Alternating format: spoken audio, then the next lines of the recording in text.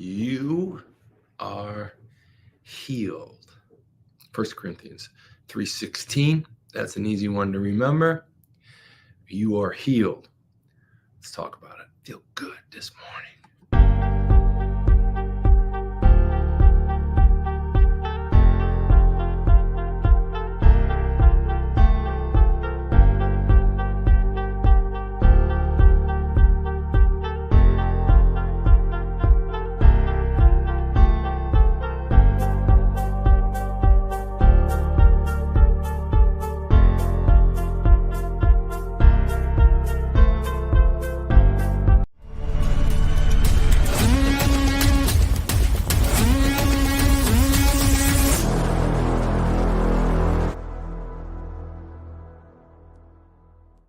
You are healed. You are healed. Feel good about it this morning. I want to feel good this morning. I feel great this morning. But something's just stirring inside me. I can't quite get a peace all the time. It's just that place in life. We're on the backside of a revival we had at the donut capital of the world. We did things that I didn't expect. God showed up in crazy, crazy ways. 17 baptisms, close to 500 people in the crowd, and who knows how many we had passerbyers. There's one thing I can't deny, and that is that God is moving in my life, and he's moving in lives around me. And this morning, I woke up to many text messages. I don't quite understand it, but I do understand it, and I love it. And I got a bridge here. We're going to talk about you are healed and why you are healed. We're going to talk about 1 Corinthians 3:16. But I want to kind of tell you the story that leads up into this. I want to tell you kind of where I'm sitting and why I'm sitting and what I'm thinking of in the studio this morning, all by myself with these bright lights on me and my notes in front of me. And I know God's got a place for me to land. You are healed. And so the reason I want to talk to you about that is that there's this intersection of my life and this show and social and marriage and family and children and church and God that I can't explain. I don't think there's an explanation needed. I just think that you need to see it kind of unfold in my life and in your lives and start to look for these things. Last night, I got home. My wife picked me up at the airport. I'd spent 6 days in Florida, 5 or 6 days, working on construction and moving some housing around, divesting some things to reinvest in some other places, just doing normal wired differently business stuff, right? But I was away from my baby. I don't like it, but you know, the return is always great. So she picked me up at the airport, and we knew that it was Sunday. We knew that we had a lot on our plate, and we knew that the Detroit Lions were playing their opening game. So, you know, the interesting thing is where I'm going to go with this is I'm going to take you there a little bit around the barn. I'm just going to kind of share with you kind of how this works. You are healed, how you get from a Detroit Lions game to you are being healed. And how does this manifest itself into your life? Well, as this game goes on, my wife has the cheese and the salami, and we're all getting ready, hunkered in for an 8 o'clock game. And man, was it a game! Oh, it was a great game. And I'm not going to go on this diatribe of the Detroit Lions this season. I spent a boatload of money following those guys around last year, and this year I'm going to sit down and not jinx them and root them all the way to the Super Bowl is my intentions. Man, last night was great. Reunited with my wife. I got to watch the Lions pull off an overtime victory against the Rams, against Stafford. You know, a lot of you all over the world watch this, and football is a big deal over here. And my team hasn't won in 50 plus years. And last year they had a winning season, and this year they're picked to really win it all. Right. Win it all, Detroit Lions. Win it all. Take home the prize. What's this got to do with being healed? Well, I'll tell you exactly what it's got to do with being healed, because I am healed. You are healed. God has talked to us about being healed. And in this world we live, we are prompted by people, friends, and things all the time that the Spirit brings to us, God brings to us. The Christ in us dwelling is manifests himself in us and comes out of us, and good things happen. But not everybody's going through good things all the time. I'm not currently uh, ridden by any illness, although my entire week back in Florida was 4 or 5 doctors. I mean, they're trying their darndest to find something wrong with me, and they just can't. They just can't. But we'll see. They don't like the blood here. They don't like the blood there. They don't like this. They don't like that. They look for it. They're genuinely cheering for me, but I guess they're not really, because they don't make any money unless I'm sick. Interesting, right? What do the Detroit Lions have to do with this? I'll tell you exactly what they have to do with this. You are healed. And on the precipice of a great win around 11:30 in the evening, everybody in the Detroit Kingdom was holding their breaths. We didn't want to start 0-1 with this huge season on the line at home. But it happened, man. We won. But what happens after this is really what happens to me, what happens to you, and what I want to share with you is I got barraged by text messages from friends who have seen me, followed me through the Detroit Lions legacy of losers, right? And now they are known as the team of grit. Leader of the team is Dan Campbell, and he has literally put them on the map. He's literally spoke into them of who he wants them to be and how they're to play the game and how they're going to win it and how they're going to do it. Remarkable job by the coach and the players. But it's interesting, though, that my friends and followers or supporters, whatever you want to call them, I call them supporters, are literally, I'm emblazoned in their minds when the Detroit Lions have ascended into this football hierarchy. And when they win, I get text messages like nobody's business. Like, you did it, you did it, you did it. You stay with them. You're faithful. You did it, you did it, you did it. And so this is what they're thinking of.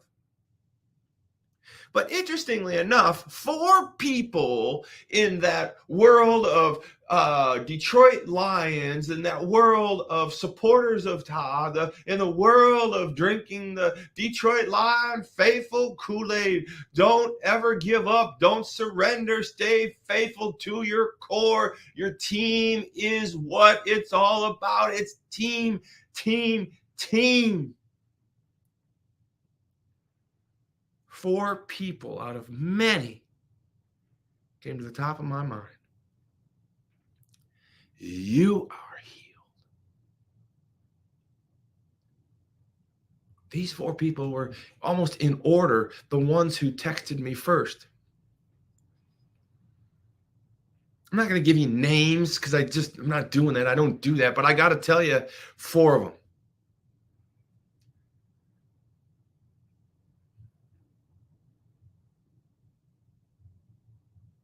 One with severe heart illness and could be deadly.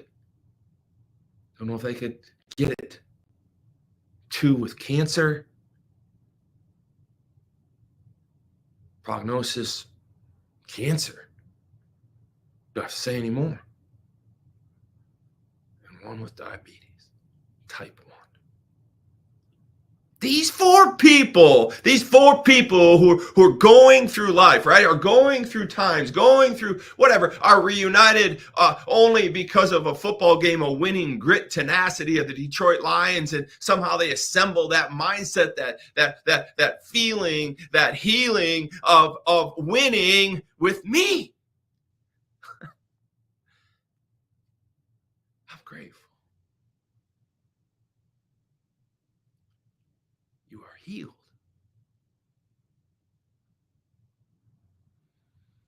You're a winner. texted you this morning.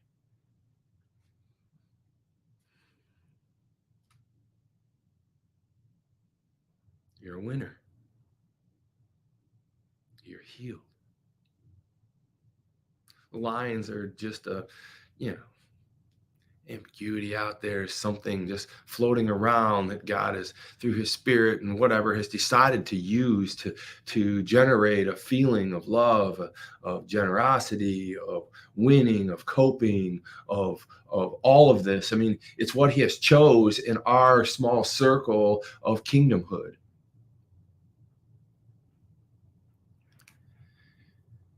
You're winners and you're healed.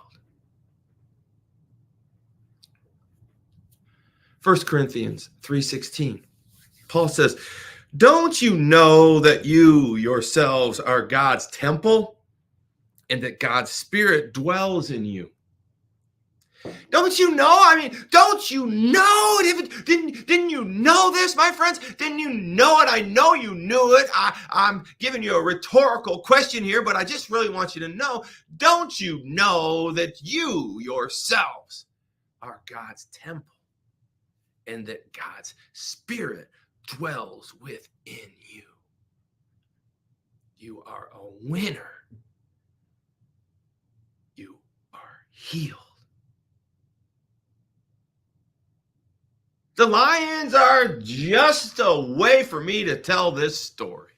The Lions happen to reunite this thought process. The Lions happen to win in overtime. The Lions genuinely create this mindset, mission, movement, and ministry feeling of wire differently. And my job this morning is to encourage you, right? To love you, to inspire you, to motivate you to keep going.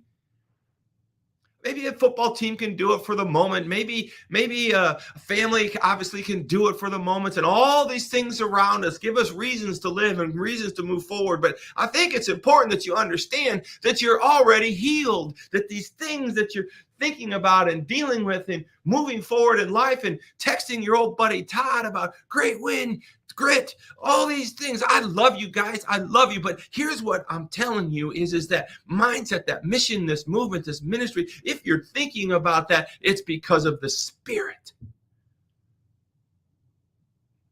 Paul was in Corinth and he was doing some stuff and he was spreading the gospel. Apollos was over there before him, around him, sometime at the same time. Those two, we don't even know if they met, but Titans. Before there was lions, there was Apollos and there was Paul, right? In Ephesus, he was writing this letter to Corinth and saying, listen, you guys, don't you know that yourselves are actually God's temple and that God's spirit dwells in you? You guys are running around. You've got some good things going on. You're fighting hard, but you're not focused. You're corrupt. You're listening to the wrong people. Listen to Apollos. He's watering. You see, what's happening here is I want to take you through the progression of the 4-temple progression and why you are healed and why I'm talking about this today and how we get all the way from the Detroit Lions creating this feeling and the spirit of euphoria of winning because it brought 4 of my friends together, many friends, but 4, the top 4 that came into me first are the most sickest in this health world environment, but no. They're the most alive. They are healed.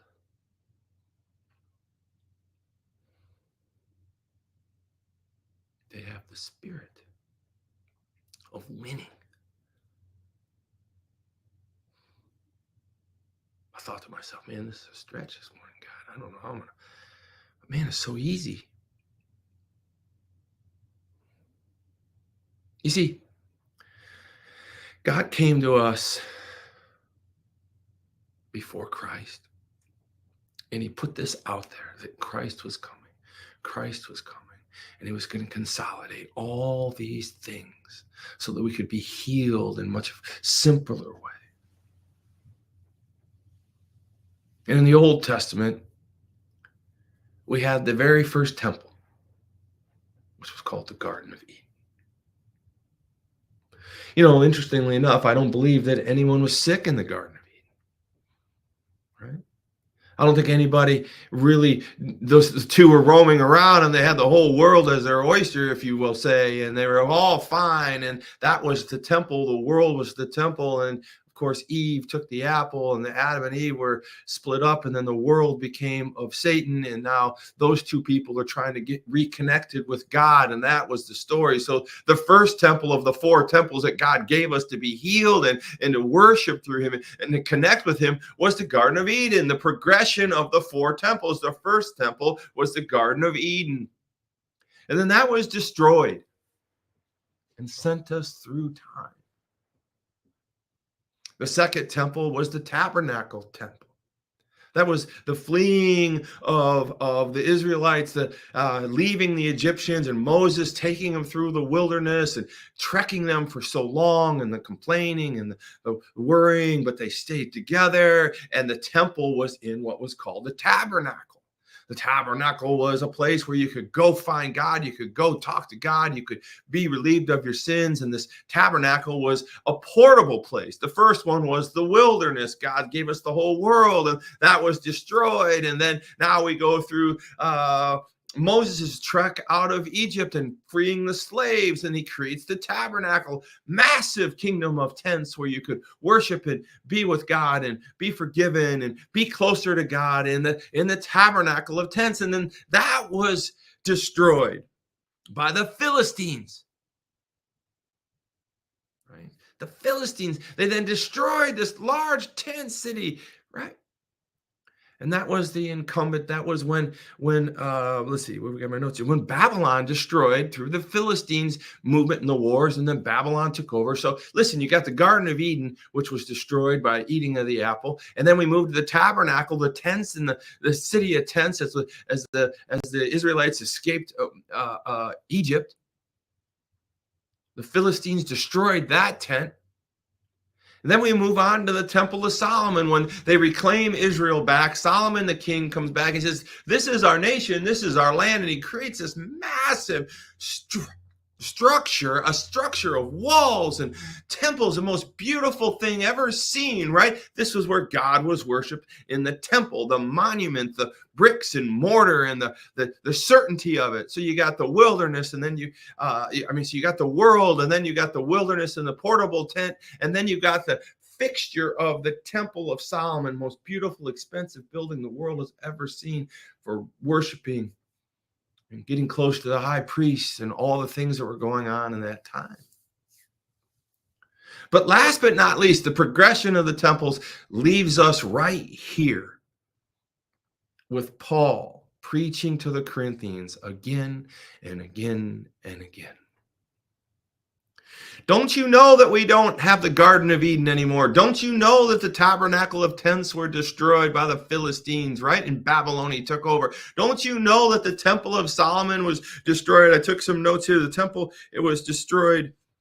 I don't have my notes there. But anyways, the temple was destroyed and the whole thing was destroyed. Burnt to the ground, right? And now we're sitting here with Christ coming back and we're saying, you yourselves are healed. You yourselves are the temple. You yourselves are where we worship. We no longer have to go to the tent. We never have to, no longer have to go to the tabernacle. We are one with Christ. Christ has come into us. And when we have done that, we are healed. We're healed. We're saved. We don't have the Garden of Eden. We don't have the tabernacle of tents, and we don't have Solomon's temple. We have progressed to the point where Christ did come, rose from the dead, came back to earth, fulfilled the prophecies. And now this temple that people used to go to is now within us. And that's why you are healed. The spirit of the Ruach, we spoke about that in the past. In the Old Testament, God showed up in a spirit of Ruach. That's the unseen spirit, the breath of God. The wind, if you will, the air you breathing is a ruach. But we learned something about today of a new thing, the Shekinah. The Shekinah is the seen godly divine images. The Ruha is the unseen spirit or breath of God. But the Shekinah is the seen glory of God. And so I wanted to separate those two and talk to you about the Shekinah and the glory of God. If you take the 4 temple progression, 1, the Garden of Eden, to 2, the tabernacle, to 3, the Temple of Solomon, and to 4, now finally and ultimately the Spirit resting in you. We can learn that in Corinthians, 1 Corinthians 3:16. Don't you know that yourselves are God's temple and that God's Spirit dwells in you? I need you to rejoice in that. My 4 friends were rejoicing with me, rejoicing in the win of the Detroit Lions, rejoicing in the spirit of all those things, because it's a collective soul of winning. It's a spirit of something that's bringing us together as Christians, a spirit of something that's drawing us together, knowing that even though our bodies are failing us in some regard, we are healed. The Shekinah of this world is the glory of God that we see.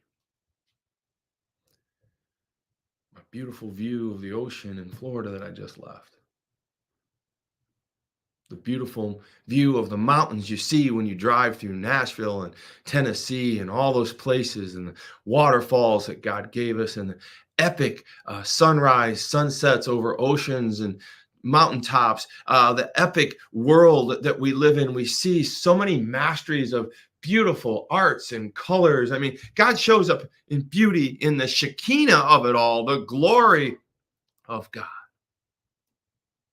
And I want to intersect the Ruha and the Shekinah with you today. And I want you to focus on my 4 friends that are healed today, that you are healed today. I want you to focus on the fact that these people and you are healed today, because in Corinthians 1, 3:16, God said, don't you know that you yourselves are God's temple, and that God's Spirit dwells with you?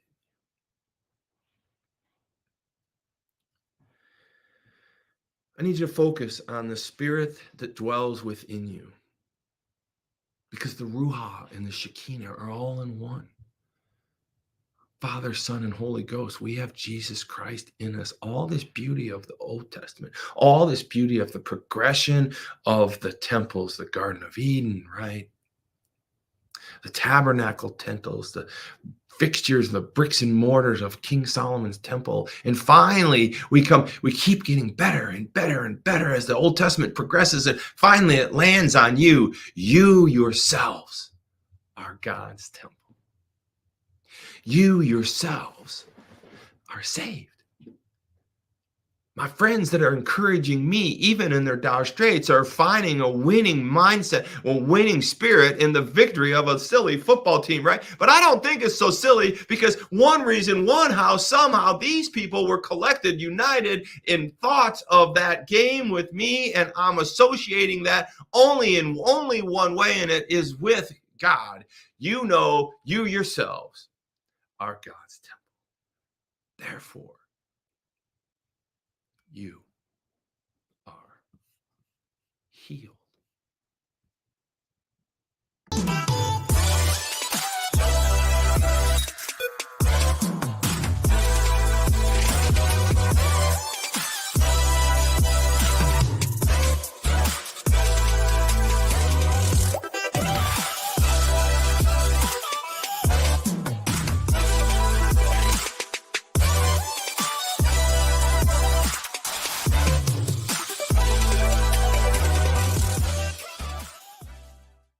I love you. I love you. I love you. That was a great message. I was certainly excited to give that to you. And God took us certain ways. Get to wiredifferently.com. That's wiredifferently.com. Type in the promo code after you select your shirt, your t-shirt, your sweatshirt, your hoodie. You select it, then you hit the promo code WIRED15. You get an additional 15% off of anything you already get there as a discount. These are already inexpensive. They're there for you. I want you to advertise for God. I want you to hype for God. You are misfits. You are wired differently. You are healed. 1 Corinthians 3:16 says, do you know that you yourselves are the temple of God, and that the Spirit dwells in you? What a great message. What a great way to get there through a silly football game. But I just want to reach out and say special prayers to my friends that are not feeling so well and are finding and rejoicing in the win, and this idea, this collective spirit of grit that God has given us through sports and winning, and our relationships on the social, our relations on the texting, our relationships, all built around God dwelling within us. The Spirit dwells in us, where the Ruha, right, and the Shekinah meet. And we have this collision of beauty, spirit, and body on this world, creating us, the OG. We are misfits.